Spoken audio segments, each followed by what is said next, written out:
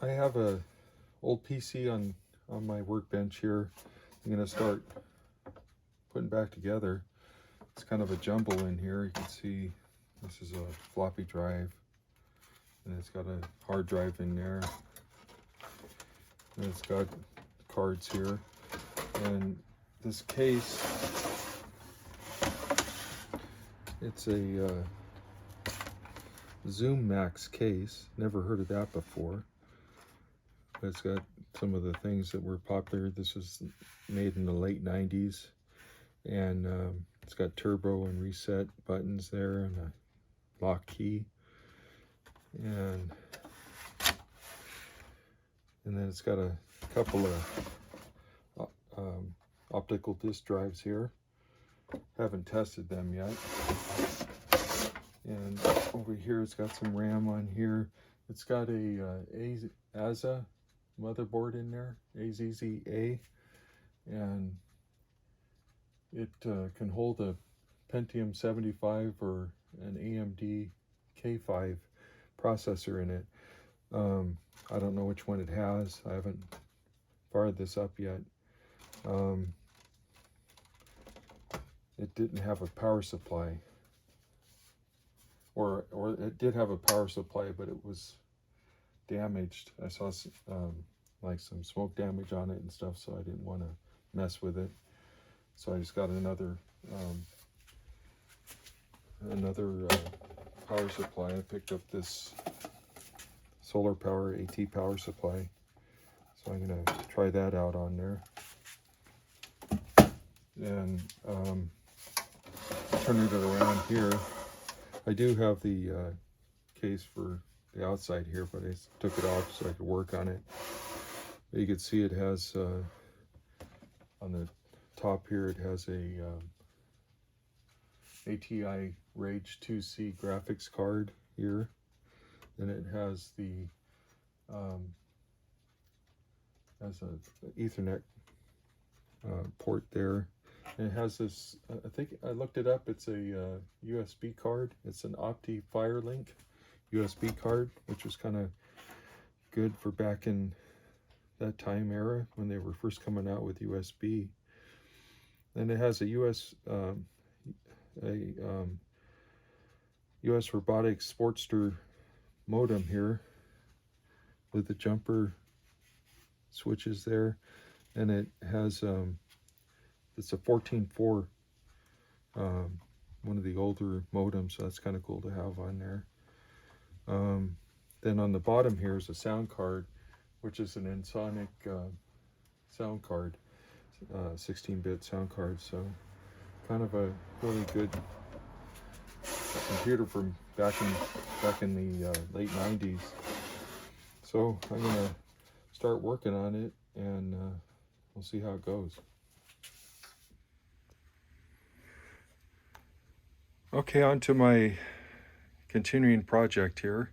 I ended up having to change out the CD drive that was in here because it would read for a little bit, then stall and start, it would just not stop reading. So I had this other one lying around, so I'm going to try that one out. The DVD drive was working really good, so I'm going to leave that one in there. Let's see. So the next part is going to be, I was trying to install Windows 98 on a IDE drive that I had. I think it was a 20 gigabyte HP Desk Star hard drive, but it right at the part where it was installing, it stopped reading, so it died. So it was a pretty old hard drive. So what I've decided to do, I hadn't done it before, is to try a SSD drive for it. So I got this SATA drive, SATA SSD drive, and it's a Intel 80 gigabyte SSD drive. So I'm going to put that in there and install Windows 98 on that. I've heard some issues where the trim doesn't work, and you should have 25% of the hard drive unpartitioned, and I'm just going to go ahead and just install as normal and see how it goes. And I got this adapter that it'll adapt it to this power supply, so it's got it converts the SATA to a IDE style connectors there. Then I also have this drive holder that will allow it to be installed right into here. So you just put the SSD drive right there, and I screw it in with these screws here, and then put this on to the back of it, then mount it in there and start installing. So that's where I am on this project. Okay, here we go with the installation of the SSD drive into the caddy that I have here. This says top. So I guess that's supposed to be the top. So that's the top. It's going to slide in there like that. So I want this to be inside here, and I want this to line up correctly so that it's like that onto the drive. I don't want to turn this over like that.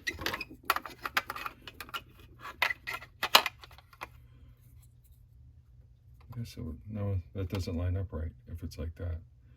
You see, it sticks out to the side there. So this needs to be installed in this way right here. So let's go ahead and do that.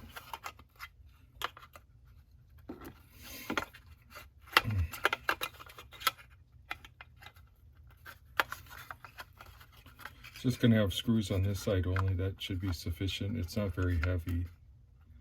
So I'm just lining that hole up there. Then I've got the screws here.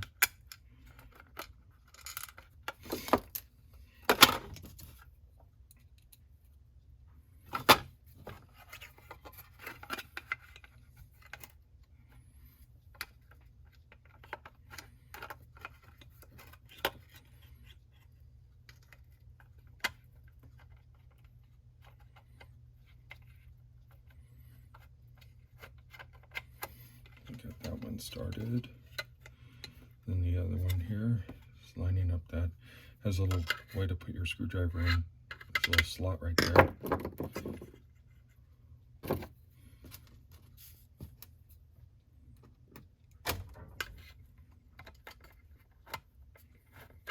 There we go.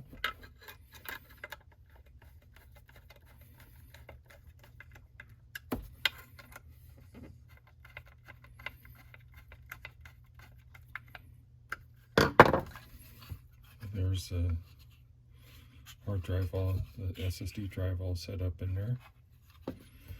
Then this clips right on there. Then it's got the IDE interface. Pretty cool. Okay. I was able to successfully install Windows on the PC here.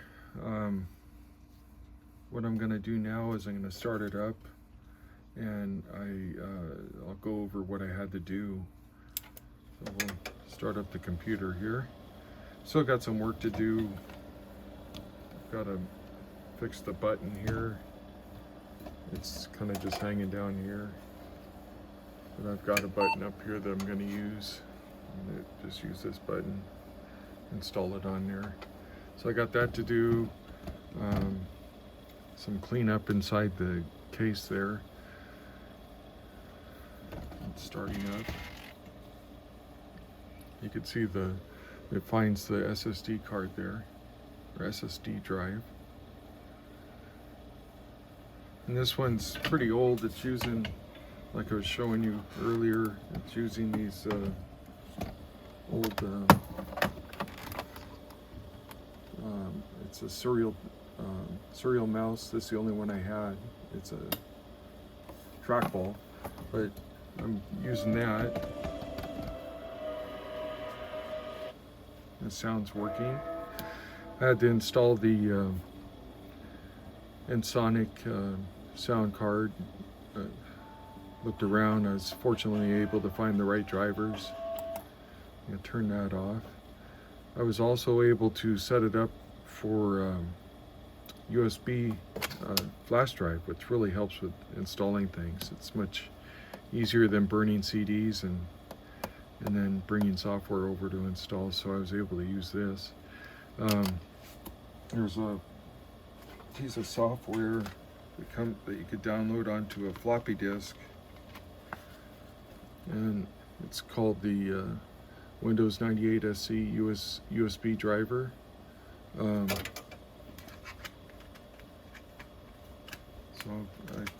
I've used that over and over again. This one fortunately had a USB card on the back. I was able to install the ATI. It has a ATI Rage 2 3D graphics card. So I'm gonna work on installing some other software here now that I've got this set up. I'm gonna go over here and open up the system properties device driver, and you can see there's no errors on the device driver here. It has the Toshiba, or no, TDK CDRW. Then it has the floppy disk, and then I have the generic IDE. That's how it's identifying the SSD driver or disk. Then it has the Rage 2C graphics card installed. Floppy disk, hard drives, controllers, that's all in there. Keyboard, it has the keyboard.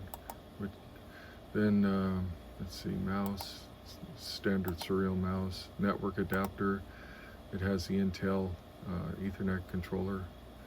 I installed that. I was able to show Google on the internet connection. Sound, the Ensoniq Soundscape sound card. It has the Sound Blaster emulation, and it has a game port, joystick port on the back. Then USB, I got the Opti USB PCI card on the back of the computer here, and I was able to activate that with the Windows 98 driver there. So that's all good on there. So just to show you how the internet comes up. Access denied. There it is. So the old MSN site doesn't work, but if I go to Google, it just shows up. But pretty much anything that I go to on here, it'll have errors because it's so old. You can't see hardly anything, but it does connect to the internet. Let's see, favorites, let's see, help, about Internet Explorer. So this is Internet Explorer 5, which came out, it's from 1995 to 1999, based on NCSA Mosaic. So that's super old. I wonder, I have my website, it's called the 386 Experience, and I've kind of set that up so that it can be used on some really old browsers. So let's try that. So 386 Experience. Yep, it comes up. So I built that myself with code from using Notepad. So it works pretty good. Got downloads on here, so I could download some games and stuff using this website. So kind of useful when you have an older computer that you can get to. This doesn't have any scripts on it or anything. It's just a basic website. So it's something that you can use. So I'll get back to you once I install some more software and maybe start putting this thing back together. There's the computer all completed. So kind of see that there's the name of the case. This is a custom build, so it's not made by any major manufacturer. I got the case cover back on. It's got that pretty cool base there that gives this tower a little bit of stability. It's about 20 inches tall and 20 inches deep. I think it's about 10 inches wide. There's the other side. And I'll spin it around.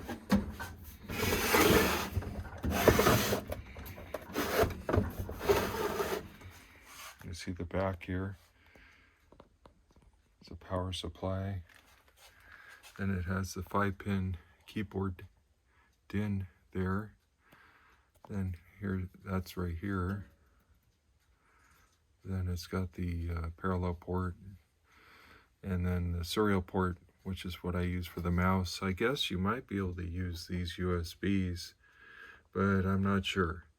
I didn't try that. I just used the serial mouse and 5-pin DIN. And you can see the other cards there. The Ensoniq sound card, USB, Intel Ethernet card, and the graphics card there.